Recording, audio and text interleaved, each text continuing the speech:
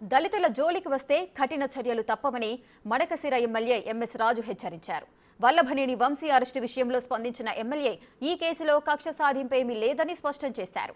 కక్షకు పాల్పడితే కొడాలి నాని, పేర్ని నానీలు, జోగి రమేష్ వంటి వారు ఎప్పుడో జైలుకి వెళ్లేవారని ఎమ్మెల్యే అన్నారు.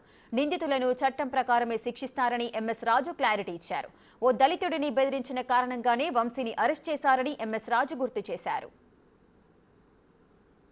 అన్నవరం మాజీ శాసనసభ్యుడు వంశీ వ్యవహారంలో వైఎస్ఆర్ కాంగ్రెస్ పార్టీ నేతలు ఇది కక్ష సాధింపు చర్య, చంద్రబాబు గారి ప్రభుత్వం వైఎస్ఆర్సీపీ నాయకుల మీద కక్ష సాధింపుతో వ్యవహరిస్తూ ఉందని చెప్పేసి మాట్లాడడం జరుగుతుంది.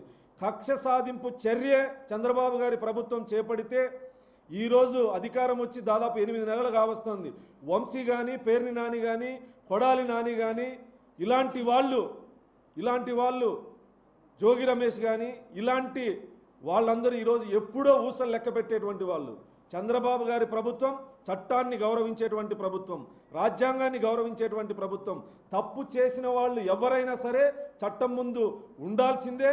రాబోయే రోజుల్లో ఇంకా అధికారం ఉంది కదా అని అహంకారంతో వ్యవహరించినటువంటి వాళ్ళు, అధికారాన్ని అడ్డం పెట్టుకొని అడ్డగోలుగా అవినీతి చేసినటువంటి వాళ్ళు, ప్రజల్ని హింసించినటువంటి వాళ్ళు, ఆ రోజు వ్యవహరించినటువంటి తీరు, భాష ఎవరైతే ఉన్నారో వాళ్ళందరినీ ఖచ్చితంగా చట్టం ముందు నిలబెడతాడు చంద్రబాబు నాయుడు గారి ప్రభుత్వం. కానీ కక్ష సాధింపు కాదని చెప్పి సందర్భంగా దళితుల్ని తెలుగుదేశం పార్టీ ఆఫీసుకి నిప్పు పెట్టి, దుండగుల్ని, రౌడీల్ని పంపించి దాడి చేయించి సత్యవర్ధననే ఒక దళితుణ్ణి కిడ్నాప్ చేసి కేసు ఉపసంహరించుకోకపోతే చంపుతామని బెదిరిస్తే, ఇది అతను కేసు పెడితే అరెస్ట్ చేస్తే ఇది కక్ష సాధింపు ఎలా అవుతుంది?